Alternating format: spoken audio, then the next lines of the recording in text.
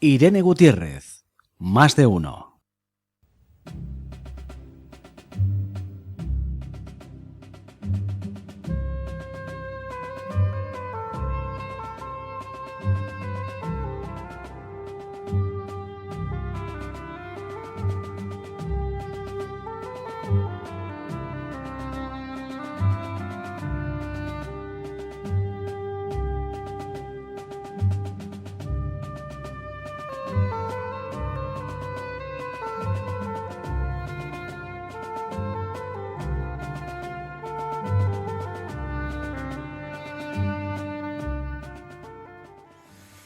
Y con esa hermosa canción del Bolero de Ravel, doy la bienvenida a nuestro amigo Camilo Albornoz, que hoy tenemos un tema álgido, Camilo. Hoy tenemos un tema álgido y por eso es que empezamos con el Bolero de Ravel, porque en cualquier búsqueda que tú hagas en internet sobre música sobre sexo, sensual, erótica y apasionada, siempre está entre las 10 primeras el Bolero de Ravel.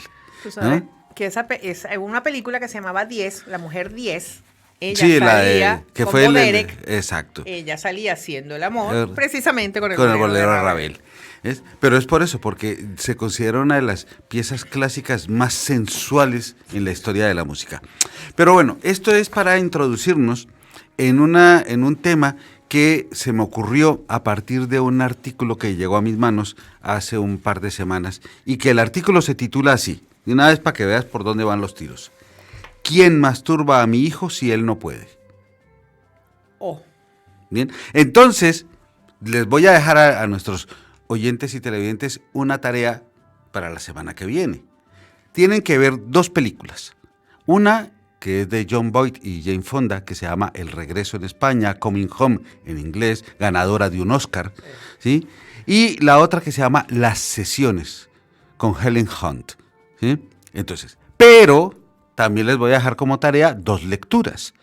Ambas son libros de un escritor muy famoso, que es Irving Wallace, que se llaman La cama celestial y La isla de las tres sirenas. Así que trabajo tienen para que después no lleguen desinformados sobre las siguientes partes de este tema. Entonces, lo primero que pensé yo es, tengo que establecerme una serie de preguntas para poder responder la pregunta que hacía ese artículo. ¿Sí? Y entonces decía, la primera pregunta que me hice es, ¿qué es el sexo? Para ti, ¿qué es el sexo? El sexo. Puedo dejarlo en la cosa más básica, en el intercambio de fluidos entre dos personas, dos animales, para procrear, pero en el caso de los humanos también va más allá, que es para tener placer. O sea, lo pongo muy básico. Pudiera seguir hablando, pero lo pongo muy básico. Claro, es que el sexo en términos generales es cualquier cosa que te excite sexualmente. Eso es el sexo en términos generales. Evidentemente, tú lo puedes reducir a la genitalidad y a la reproductividad, punto y pelota. Sí, es decir, tenemos relaciones sexuales para procrear, se acabó la historia. Sí, pero es lo mismo. Cualquier cosa que nos haga una búsqueda de placer a través del sexo es sexo. ¿Sí? Por lo tanto, es que también hay que pensar que tenemos que definir qué es sexo y qué es sexualidad. ¿Sí? Y esa fue la segunda pregunta, ¿qué es la sexualidad? Pero entonces, ahí cuando estamos hablando de sexo y sexualidad, estamos hablando de que no es solo tener relaciones sexuales, sino que las relaciones sexuales son parte del objetivo de la sexualidad. Y nuestra sexualidad, dentro del sexo, pues tenemos que hablar que hay un sexo biológico, un sexo emocional, un sexo fisiológico, un sexo corporal, un sexo social, un sexo cultural, es decir, un montón de aspectos del sexo que no solamente están ahí y han ido cambiando con el tiempo, sino que van cambiando en tu vida a medida que vas metiendo años, tu perspectiva, tu visión, tus, digamos, esperanzas sobre el sexo cambian desde la infancia hasta la edad madura, hasta la vejez. Y entonces eso también tiene que ser importante. Ahora, el sexo, como la sexualidad, ¿sí? Están influidas por un montonón de condicionantes. No hay una única visión ni del sexo ni de la sexualidad. Es decir, es la concepción del sexo varía según la cultura y los determinantes culturales, pero también muy influido por las creencias religiosas y filosóficas. Pero yo diría que incluso más que por las creencias religiosas, por quienes administran las creencias religiosas, porque dan visiones sesgadas y acomodaticias, ¿sí? de qué es la sexualidad. Porque como tú lo decíamos ahorita fuera de micrófono, el sexo es poder. Y el poder, lo que se busca con el poder es poder controlar a la gente de una manera o de otra, ¿sí? Pero aún así, independientemente de cualquier cosa, si tú le preguntas a cualquiera de los que estamos aquí, ¿qué es para él el sexo? Cada uno tiene una visión, una connotación personal de lo que es el sexo. Entonces, así que incluye muchas facetas.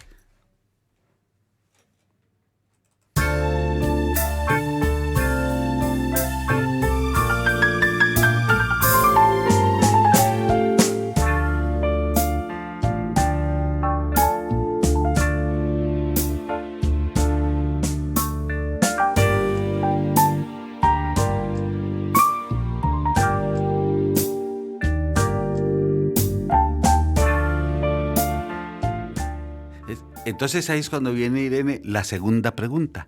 ¿Qué es la sexualidad? Es profunda la pregunta, porque tú mismo acabas de decir ahora que cada uno la entiende según sus vivencias, sus pensamientos, su realidad. Muchos estamos influenciados, bueno, estamos no, yo no, por las religiones, la sexualidad. Yo creo que eso forma parte del mundo erótico, sexual de cada persona. Tú me vas a perdonar hoy que voy a echar mucho de lectura.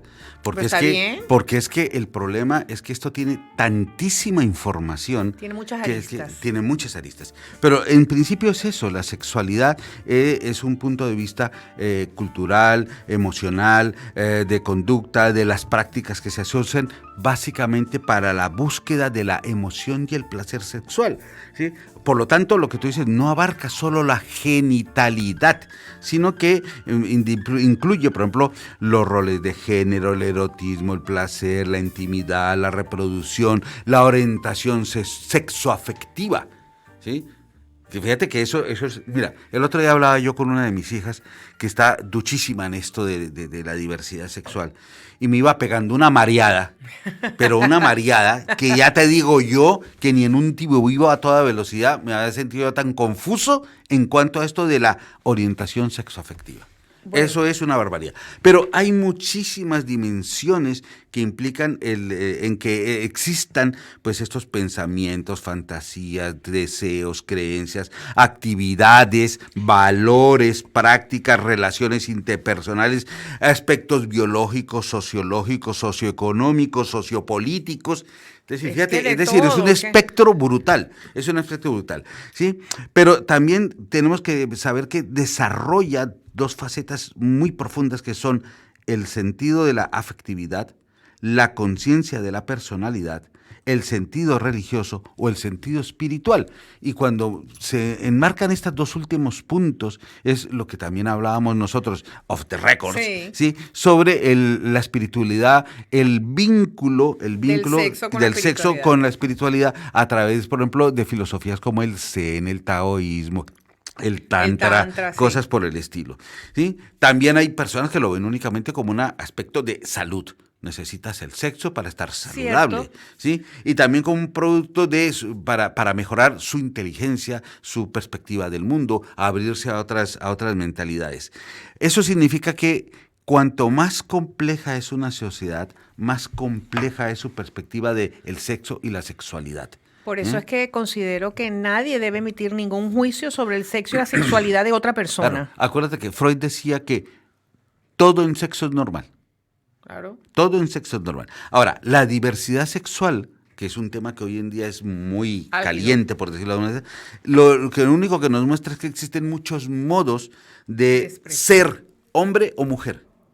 Sí. Claro, existen muchos modos. Es decir, no hay una única visión más allá de los estereotipos, digamos, tradicionales, ¿sí? Y por lo tanto, esto también manifiesta que hay una diversidad en la búsqueda del placer erótico, ¿sí? Entonces, podemos hablar de lo que se llama los comportamientos sexuales autoeróticos, los comportamientos sexuales heteroeróticos, que incluyen los que van dirigidos, es decir, todo lo que va dirigido eróticamente hacia otra persona, bien sea de tu mismo sexo o de diferente sexo o de diferente forma de ver, están los homosexuales, los heterosexuales, etcétera, ¿sí? Y todo lo que lleve al comportamiento del desarrollo de la libido y en la utilización de la libido. ¿Ves? Entonces, llegado a este punto, viene la tercera pregunta. ¿Se entiende el sexo y la sexualidad igual en todas partes? No. No.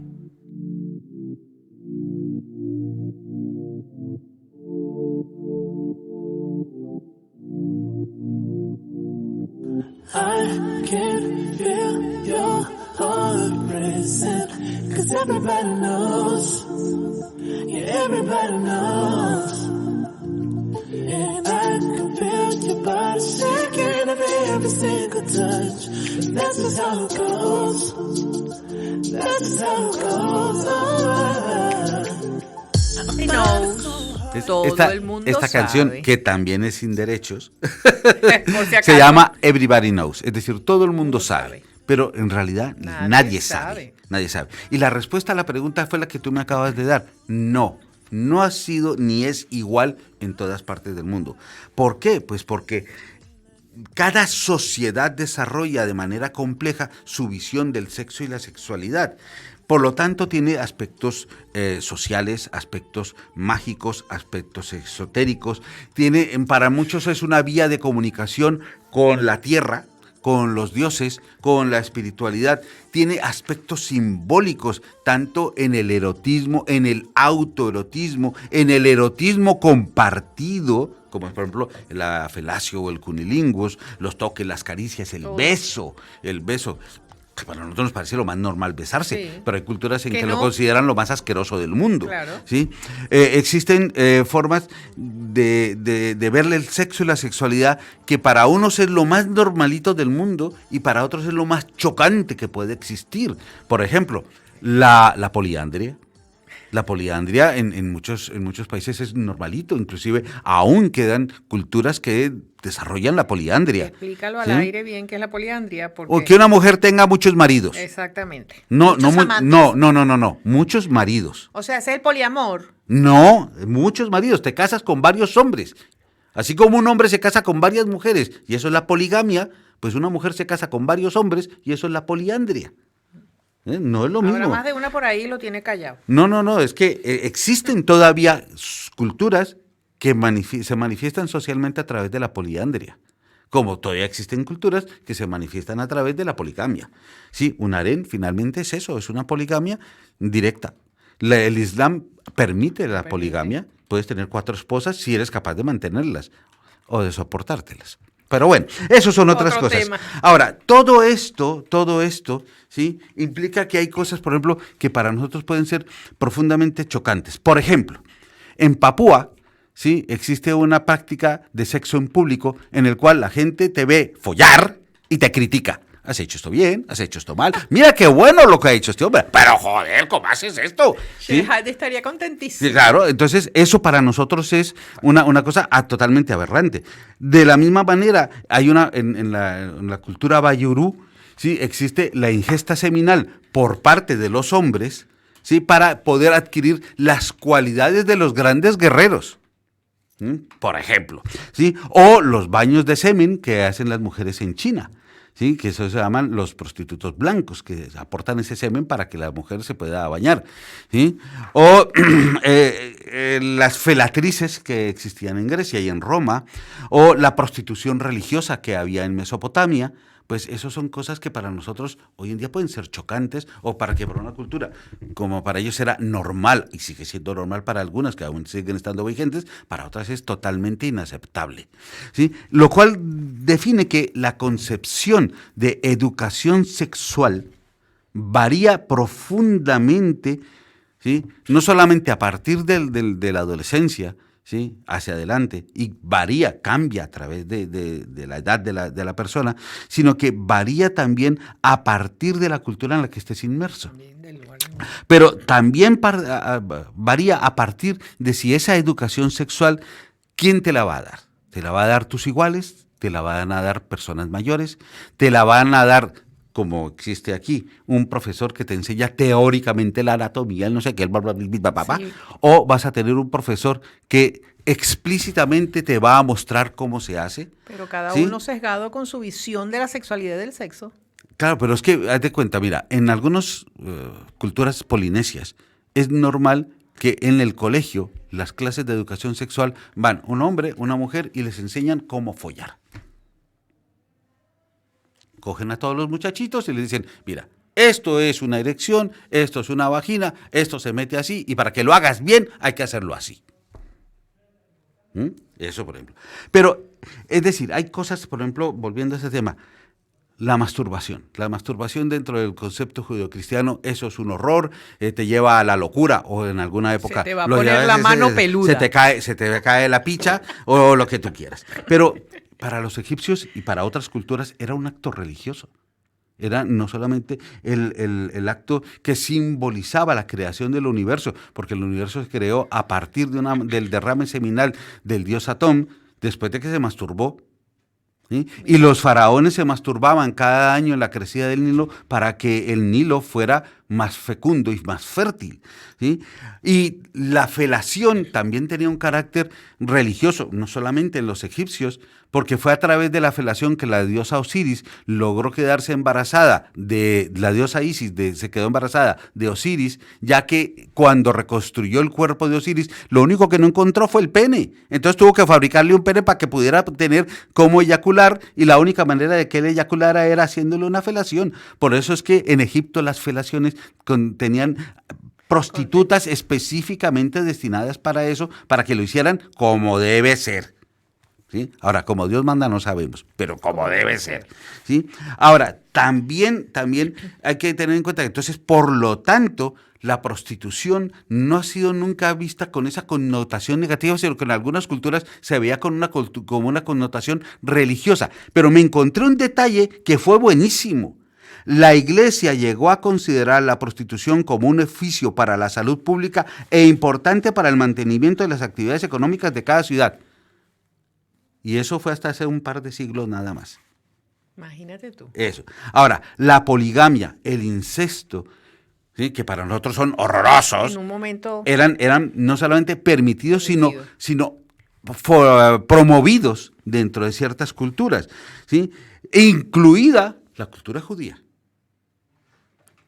La cultura judía permitía tanto la poligamia como el incesto. Y datos de esos tenemos en la Biblia, los que 1000. quieras. ¿Sí? Ahora, la pederastia, que es un término que hoy asociamos directamente con el ataque sexual a los menores, la corrupción de menores, cosas. Pues la pederastia antiguamente no tenía ese concepto. Ese concepto es nuevo. La pederastia, que antes no se llamaba así, sino que era una forma de tutoración. ¿Sí era así tutoración? Bueno, en que una persona era un tutor de un menor, ¿sí? Para no solamente guiarlo a través de la vida, a través de un oficio o a través de la ciencia, la filosofía o lo que quieras, sino a través de la sexualidad, para que aprendiera el sexo, lo aprendiera bien y lo pudiera desarrollar bien. Eso podía incluir muchas veces que ese tutor, que era una persona mayor, referente a pues pudiera tener sexo con ese muchacho, sin que fuese una cosa mal vista, sino que era parte de su formación. Enseñanza. Entre los griegos, pero inclusive los famosos 300 espartanos, pues la mayoría practicaban la homosexualidad, porque eso producía una forma de vínculo, que eso tenía un nombre en griego, que ahorita no me acuerdo, formaba un vínculo entre esas dos personas. Ni era el mierdero que armó Aquiles, ¿sí? Cuando mataron a su compañero, a Patroclo. Sí. ¿Sí? El despelote, la que armó hasta que no se vengó y toda la cosa. Pero era porque Aquiles, aunque se folló a media humanidad en su época, él estaba homosexualmente hermanado con Patroclo. Entonces, eso es otra cosa que hay que tener en cuenta. En Japón existía una cosa que se llamaba el Shudo, que practicaban los samuráis, y era eso, era una tutoría en el cual cogían un muchacho, lo enseñaban a ser samurái, pero también le enseñaban toda la sexualidad para que practicara el bien follar, ¿sí? Pero si tú te vas más adelante ahí, todos los rituales de iniciación que han existido y existen en el mundo entero, lo que buscan es eso, ¿sí? Un tutor que lleve a un muchacho para que le dice, a partir de ahora ya puedes tener relaciones sexuales y las vas a tener de esta manera. Una duda. ¿Y en qué parte de la historia se torció el camino? Esa parte ya va a llegar más adelante. Ajá. ¿Sí? Pero mira, esto del tutor, el tener un tutor en muchas culturas ha implicado tener también una guía, ¿sí? Entonces, esa guía, ¿sí?, que va más allá del tutor o del profesor, ¿sí? Por ejemplo, en la India se llamó el Kama Sutra, ¿sí? En el mundo árabe, el jardín perfumado. En Japón eran las estampas chunga o los emaki japoneses, ¿sí? También había una situación en la cual el desvirgue, tanto masculino como femenino, era guiado. No era eso de que te pillé en el salón de tu casa y tenga en el sofá. No, era una situación que era planeada, preparada, en el momento en que el muchacho estaba en edad de poder preñar a una mujer, o en el caso de que una mujer llegara al momento de poder ser preñada. Entonces, en ese momento. Pero, ¿cómo se hacía ese desvirgue? Se hacía a partir de alguien, un hombre o una mujer, que sabían lo que es follar de verdad, y lo guiaban al muchacho o a la chica para que ese desvirgamiento no fuera no solamente traumático, sino que fuera bueno en todo sentido, que recordara una experiencia bonita, que recordara una experiencia buena, para que después, a lo largo de su vida, casada o no casada, tuviera un sexo como debe ser, ¿sí? Pero ahí tienes que pensar que hay muchos aspectos culturales que aún se dan. Por ejemplo, mira, encontré que los Mangaya, ¿sí?, que son una tribu africana, los niños, los adolescentes, se acuestan con mujeres mayores simplemente, no solamente para desvirgarlos, sino que después continúan con ese tipo de relaciones para que ellas les enseñen a ellos cómo se deben tener las relaciones sexuales, para que después puedan satisfacer a sus esposas. Ahora, los malawi, ¿sí?, por ejemplo, contratan un hombre para hacer exactamente lo mismo con las chicas. Es un hombre que su profesión es ese. Desvirgan a la chica, pero después la enseñan a que tenga relaciones sexuales para que pueda complacer a su marido, ¿sí? En algunas subculturas del subcontinente indio, lo que hace es que nos casamos, pero la noche de bodas tú no la pasas conmigo. La pasas con otro hombre que es el encargado de desvirgarte. ¿Por qué? Porque se considera en esas culturas que quien desvirga a la mujer va a producir una relación de odio por haber hecho una pérdida. ¿Te acuerdas del duelo? Sí, eso, sí. porque va a ser una pérdida. Entonces, si va a odiar a alguien, que no sea su marido. Entonces, ese tipo de cosas. Ahora, no nos vayamos a tan lejos. Yo no sé muy bien en España, pero me late que sí.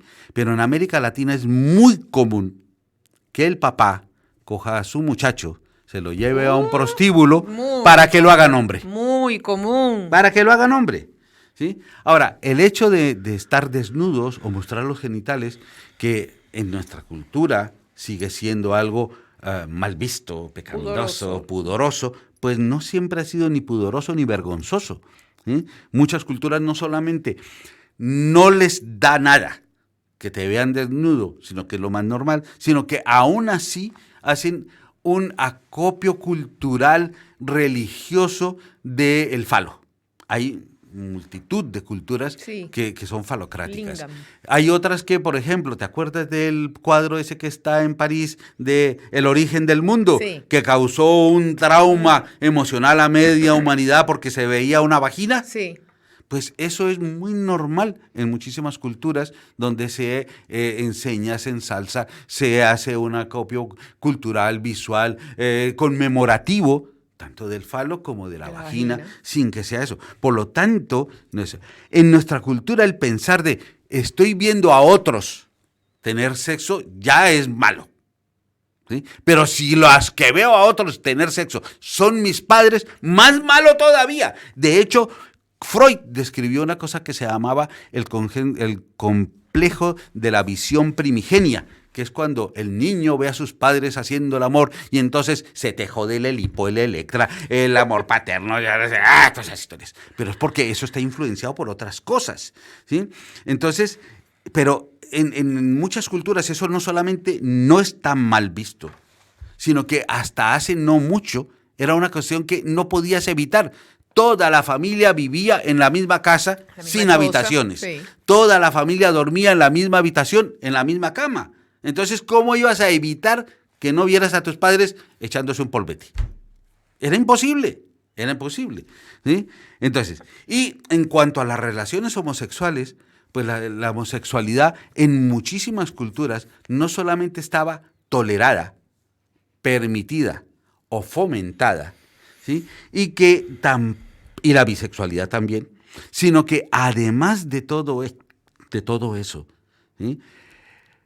Hasta hace, digamos, finales de la Edad Media, existía en Europa una cosa que se llamaba el hermanamiento. 2 hombres se casaban, ¿sí? Para hermanarse. Ahora, la literatura romántica no lo muestran como ese par de caballeros que iban en busca del honor, el dinero, la gloria, y que se iban junticos cogiditos de la mano, y si además tocaba matar 40 moros en el medio del camino, pues se mataban, ¿no? Claro, pero no era por esa situación épica, sino porque eran homosexuales, ¿sí? Que eran muy hombres a su vez. Sí, es que el concepto que tenemos básicamente del homosexual hoy en día es la loca. Y no es así. Y no es así porque en muchísimas culturas el homosexual era un hombre hecho y derecho. ¿Sí? Entre los vikingos, la homosexualidad también era permitida. ¿Sí? No sé, pero tú no vas a conocer un vikingo que salga con florecitas rosas a matar a los cristianos cuando invadían Inglaterra o cosas por el estilo. Pero bueno, yo creo que las otras 2 preguntas que traíamos para hoy, y te las dejo para que las vayas... Déjalas en el aire para el próximo viernes porque nos quedan... ¿Qué buscamos con el sexo? ¿Qué buscamos con el sexo? Sí. Y la otra es... ¿Tienen derechos todos a tener sexo y manifestar su sexualidad? Esa pregunta es bien profunda. Esas 2 preguntas las vamos a desarrollar en el próximo programa. Me parece estupendo, Camilo. Un Así tema que muy interesante. les dejo esa puerta, esa ventana abierta para que la vayamos pensando desde ya. Pero de una vez les adelanto, como dicen hoy en día, un tráiler, ¿sí? Sí, el tráiler es spoiler. Que no, un spoiler podría ser. Un tráiler. Pero un tráiler, ¿sí? Lo que buscamos en el sexo no es lo que todo el mundo piensa. Exactamente. Eso para empezar.